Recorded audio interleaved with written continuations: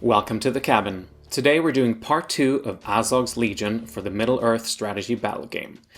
Before we start though, please consider giving the video a thumbs up if you like it, and don't forget to subscribe and ring the bell to get notified about future content. With that said, let's get to it. In a previous video, I took you along my journey back to MESBG, where I started constructing my chosen army of Azog's Legion. If you haven't seen that video, click right here.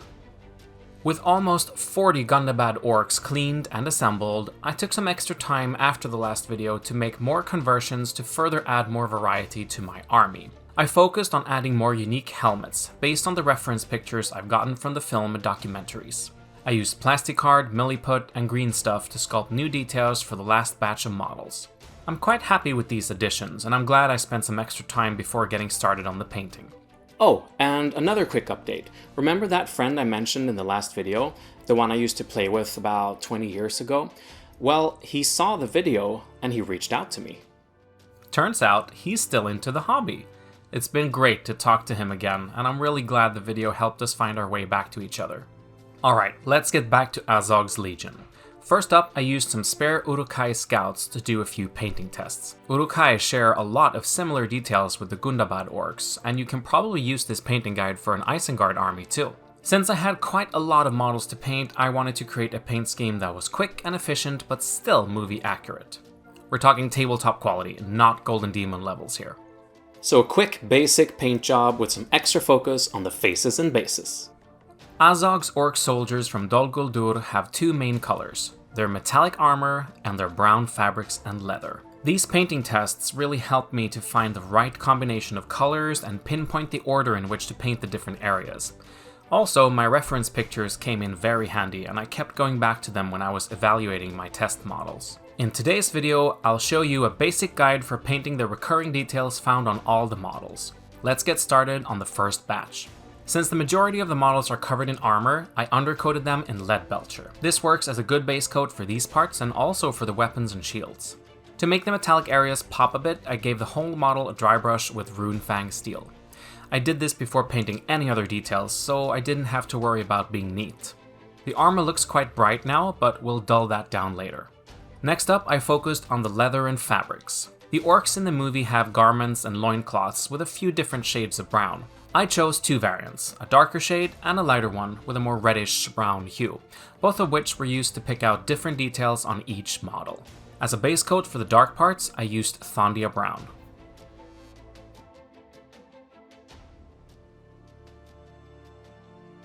And for the light parts, I used Doombull brown.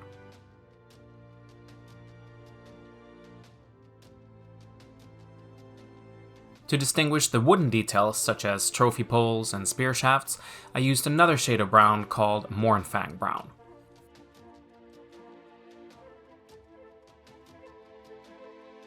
To give all these areas some shading, I applied Nuln Oil to the whole model. This is the new formula from 2022, which stains less and finds its way to the recesses better. That's great in this case, since I don't want to dull down the Runefang steel highlights or make the brown details too dark either. To make the brown details pop a bit more, I applied some edge highlights. I used Gorthor brown on the dark parts,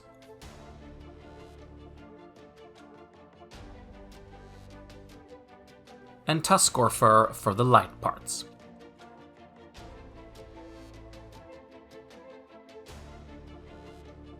Lastly, I applied Scrag brown on the wooden details.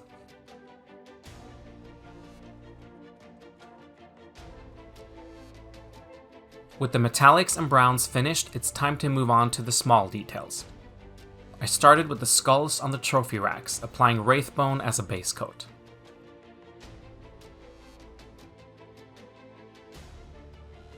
Afterwards, I added Skeleton Horde contrast paint,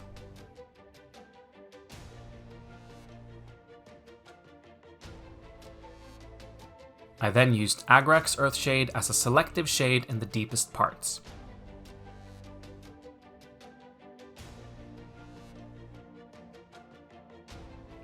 Finally, I used Screaming Skull as a highlight.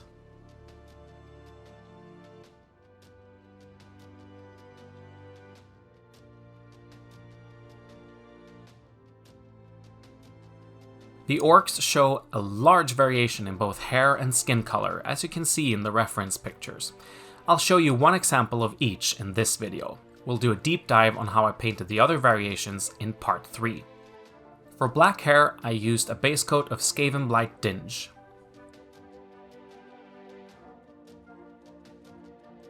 I then applied a wash of Nuln Oil.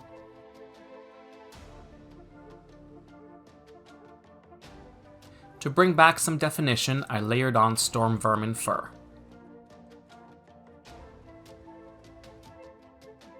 As a final selective highlight, I applied Rakarth Flesh. For bruised skin, I used Night Questor Flesh as a base coat.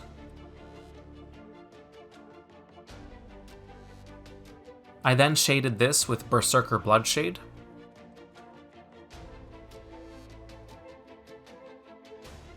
To add back some definition, I layered on Bugman's Glow.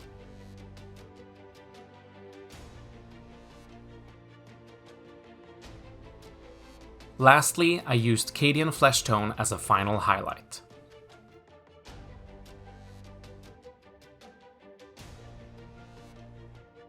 The eyes of these orcs are yellow and bloodshot. It's very hard to replicate that level of detail in 28mm scale, so I made a simplified version. Here's my first attempt, but after I finished the model, I went back and changed the method slightly. I'll show you this second version now. First, they were painted with Abaddon Black.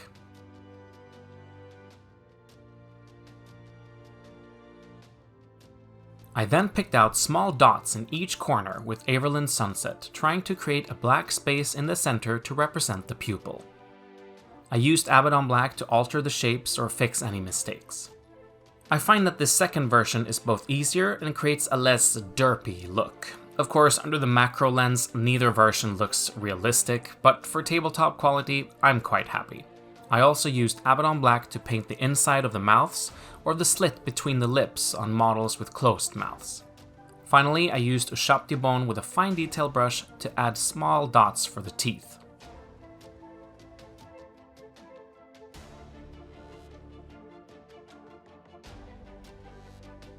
My girlfriend had a look at the models and commented that the armor still looked a bit bright under the painting light.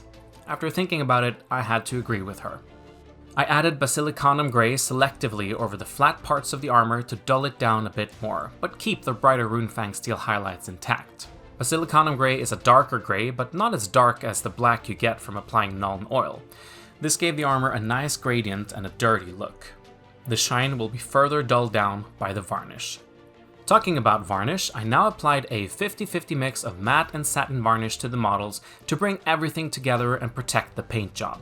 I was quite happy with the miniatures at this point, but I realized I'd forgotten one thing. In order to cast the miniatures, they needed to add some filler areas between the loincloths for support.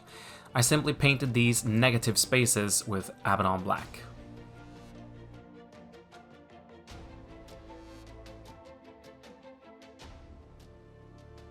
Next up, I glued the miniatures onto their bases, using superglue and a pin vise to attach the brass rods that I had already added to the feet. The bases had already been undercoated with Chaos Black at this point. I wanted to match the look of the fields outside Erebor, where the Battle of the Five Armies took place. So again, I looked through my reference pictures and found that the terrain consisted of light brown soil, rocks, dark grass tufts, and scattered snow. I used PVA glue to add some base-ready pine forest ground cover to the bases. It's the first time I've used this product, and I have to say, I really like it.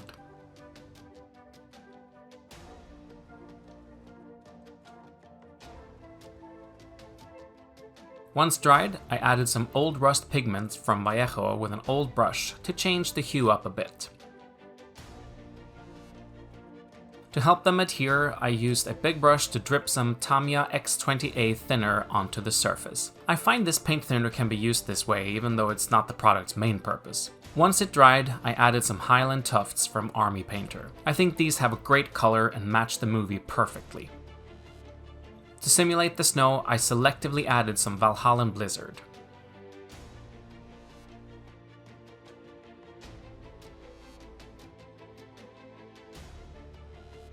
Finally, I used Abaddon Black to clean up the base rim.